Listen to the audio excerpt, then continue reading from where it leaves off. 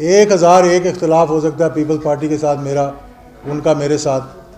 میرے ماموں تھے ڈاکٹر بشارت الہی، تو جب وہ ملنے کے لیے گئے تو اس نے مذاق سے کہا بے نظیر نے، ڈاکٹر صاحب آپ تو اچھا ہوا ملنے کے لیے آئے ہیں، یہ چٹھا صاحب جو ہے نا، جب بھی ہم کوئی جنرل صاحب کے خلاف بات ہوتی ہے تو یہ ہم سے لڑنا شروع کر دیتے ہیں.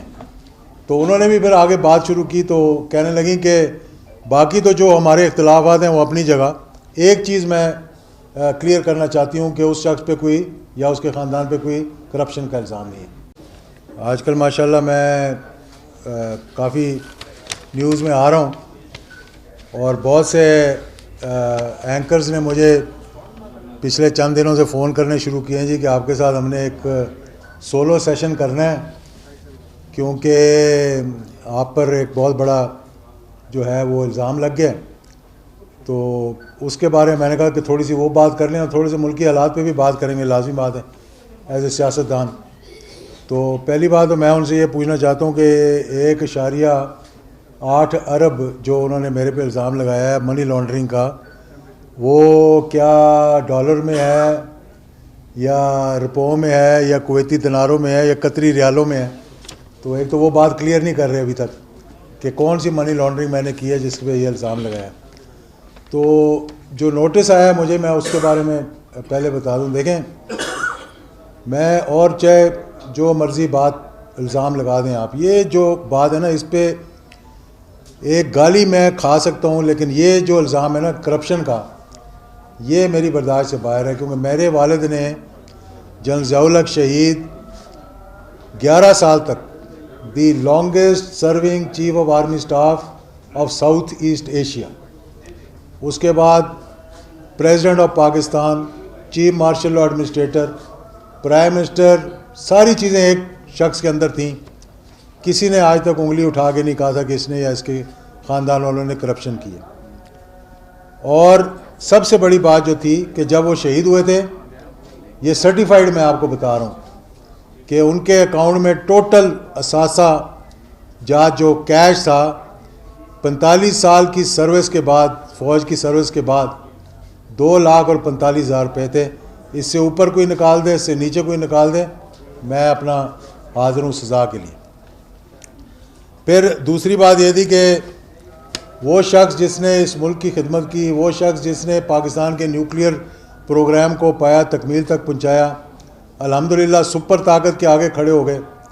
پاکستان میں وہ 11 سالہ دور کو آپ نکال کے دیکھ لیں کہ مہنگائی، بے روزگاری، لاقانونیت، پاکستان کے وقار، پاکستان کی خود مختاری کے حوالے سے، یعنی نہ صرف وہ نیوکلیئر بنایا پاکستان کو بلکہ کنوے کیا انڈیا کو. 1986 میں جب براس اٹیک ہو رہی تھی کہ ہماری طرف اس طرح نہ دیکھنا، اس شخص پہ، اس کے خاندان پہ آپ الزام لگا رہے ہیں. اور پھر سب سے بڑی بات یہ ہے، 1001 اختلاف ہو سکتا ہے پیپلز پارٹی کے ساتھ میرا، ان کا میرے ساتھ.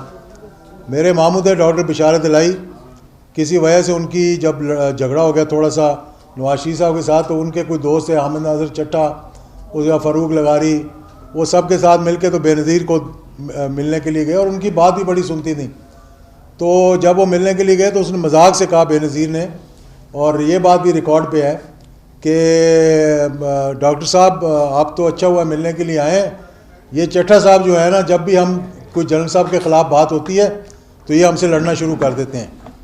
تو انہوں نے بھی پھر آگے بات شروع کی، تو کہنے لگیں کہ باقی تو جو ہمارے اختلافات ہیں وہ اپنی جگہ، ایک چیز میں کلیئر کرنا چاہتی ہوں کہ اس شخص پہ کوئی یا اس کے خاندان پہ کوئی کرپشن کا الزام نہیں ہے. یہ محترمہ نے ڈاکٹر بشارت الہی کو کہا، اور یہ چیز آن ریکارڈ پہ. میں 2 مرتبہ وزیر رہا ہوں، 5-6 مرتبہ میں نے رہا ہوں. میں نہیں کہوں گا کہ میں 16 مرتبہ وزیر رہا ہوں، میں صرف 2 مرتبہ وزیر رہا ہوں. 11 سال تک ہم نے سارا کچھ دیکھا. جو کام میں نے انیشیٹ کیا تھا سعودی عربیہ کے کہنے پر، جو حج کی تھے، جس کی وجہ سے میرے بعد میں آنے والے وزیر، سیکٹری سارے جیلوں میں گئے، وہ آپ کو تاریخ پتہ ہے اس کی. لیکن الحمدللہ جس کام کو میں نے انیشیٹ کیا، 580 کمپنیاں جو شروع کی ہیں وہ میں نے دی تھی حج پہ. کوئی ایک کمپنی لینے والا کھڑا ہو کر کہہ دے کہ یہ اعجاز الحق ہے، آپ اس پہ الزام ہے، تو میں سزا بھگتنے کے لیے تیار ہوں. اب افسوس اس بات کا ہے کہ جو سرٹیفائیڈ منی لانڈررز ہیں، جن پہ یہ ثابت ہوا ہے ان کو تو کوئی پکڑنے کو تیار نہیں ہے، اور جس نے آج تک کچھ کیا نہیں. اب آپ کو ایک اور بھی بات بتا دوں، جس کمپنی کے لیے مجھے وٹنس بلایا گیا، مطلب میرے پہ کوئی الزام نہیں ہے، مجھے افسوس اس بات کا ہے کہ بغیر نوٹس کو پڑھے ہمارے تمام ٹیلی ویژنز جو ہیں انہوں نے پتہ نہیں کس کے کہنے پہ، پیمرا کے کہنے پہ، کسی کی خواہش پہ یہ کہنا شروع کر دیا جی کہ اعجاز الحق کو طلب کر لیا 1.8 ارب روپے کی منی لانڈرنگ اور اثاثہ جات سے زیادہ، پتہ نہیں کیا کہتے ہیں، آمدنی سے زیادہ اثاثہ جات وغیرہ وغیرہ وغیرہ. مجھے 160 CRPC کے تحت ایز اے وٹنس بلایا. انہوں نے کہا جی طاہر خلیل صاحب کے خلاف ایک شکایت ہے، آپ اعجاز الحق صاحب آئیں اور آپ آ کر جناب ہمیں ایز اے وٹنس پیش ہوں. میں ایز اے وٹنس، مجھے پتہ ہی نہیں کہ کسی کے خلاف یا طاہر خلیل صاحب کے خلاف کیا شکایت ہے، تو میں جا کر ان کو کیا کہوں. تو میں نے ان کو کہا مجھے پہلے بتائیں تو صحیح نا کہ بھئی کس لیے بلایا ہے، کس وجہ سے بتایا. جس کمپنی کے خلاف مجھے کہہ رہے ہیں کہ آگے آپ پیش ہوں، وہ پاکستان کی 2nd لارجسٹ ٹی کی پروڈکشن میں انوالوڈ ہے. میرے نیچے الیکشن لڑتے ہیں. وہ پاکستان کی دوسرے نمبر پہ 32 ملکوں کو وہ ایکسپورٹ کرتے ہیں. زر مبادلہ کتنا کماتے ہوں گے. Highest tax payers in the entire Multan, Bahawalpur اور ساؤتھ پنجاب کے جتنے ڈویژن ہیں اس میں ہائیسٹ ٹیکس پیئر ہیں. وہ ان کی فیکٹری پہ چھاپہ مروا دیا، اعجاز الحق کا منہ بند کراؤ. وہاں سے کسی جگہ آپ چھاپہ مارتے ہیں تو آپ سیمپل لے کے جاتے ہیں کہ یار ٹھیک ہے کہ نہیں. وہ سینکڑوں کلو چائے اٹھا کے لے کر وہاں سے پتہ ہی نہیں گئی کہاں ہوگی. یہ ابھی چند دنوں پہلے کی بات ہے. اس کے بعد 28 لوگوں کو نوٹسز بھجوا دیے. اس کیس میں جو کسی کی خواہش پر نیب میں چلا اور بند ہو گیا. اب میں آپ لوگوں کی انفارمیشن کے لیے کچھ باتیں بتانا چاہتا ہوں.